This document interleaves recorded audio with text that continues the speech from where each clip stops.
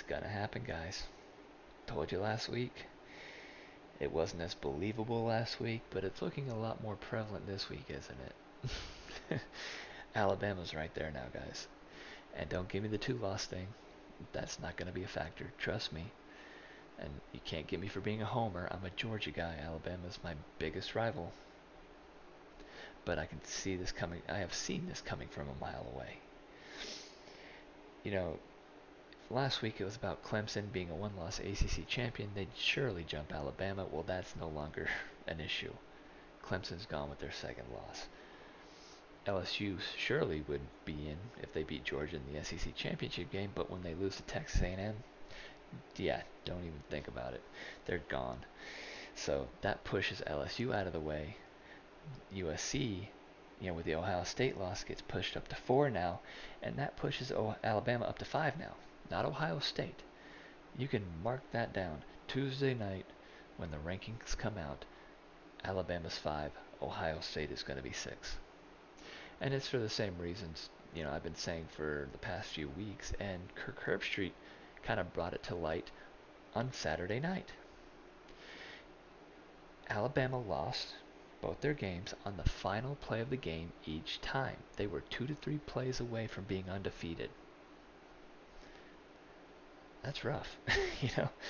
That's kind of tough luck right there, but at the same time, this is not the BCS. The playoff committee, they're not a bunch of robots. They're a bunch of guys sitting in a room in Grapevine, Texas, figuring out who the 4 best teams in college football are. And whether you like it or not, Alabama is one of those 4 teams. But they need help. And that's why, when I say Alabama's going to make the top 4, I don't foresee USC winning the Pac-12. I think Utah's going to take them. Utah's got a good defense, for Pac-12 standards. They've given up 80 less points this year than USC has, and Utah's got a formidable offense. So, Caleb Williams, this could be his Heisman audition in Vegas on Saturday, but I just don't think it's going to fall USC's way, and USC's going to fall to 2 losses, and Alabama's going to pass them. Because when you think about non-conference winners, you got USC and Alabama. They both have 2 losses at that point. Who's going to go? Obviously the one who plays in the SEC all year. Who has to go to Tennessee? Who has to go to LSU? Who's playing these tough games? And yeah, with the Pac-12 not being very defensively savvy, and Lincoln Riley's got them on the cusp of where they used to be back in the early 2000s.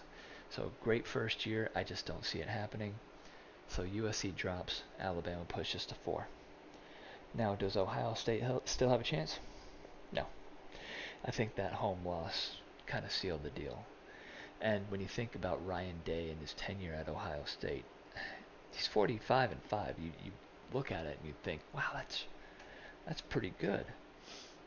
He's 1-5 in really important games, though. Those 5 losses are huge. He did beat Clemson in the college football playoff. That's the one.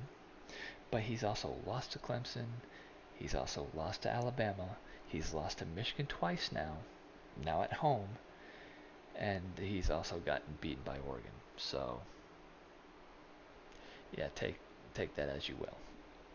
It's a strength of schedule issue with them right now. And it's funny when you compare Harbaugh and Day. They both took over programs at nearly the same time, but Harbaugh was more of a repair job while Day was coming in to a program that was already top notch, and you can kind of see it slipping a little bit. Of course, that's not going to matter in the playoff discussions, because I don't think they take into consideration anything outside of 2022. That would just be irresponsible. But that one loss right there, when everyone complained about their strength of schedule, that's a killer. If they kept it close, yes, I think you would have both those teams still in. It's not happening now. So, yeah. So, when we look at Tuesday, we're going to look at careful consideration. Don't be surprised if Michigan takes the number 1 spot after what they did.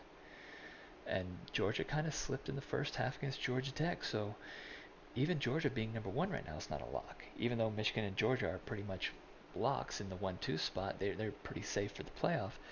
You may see some jostling up the top.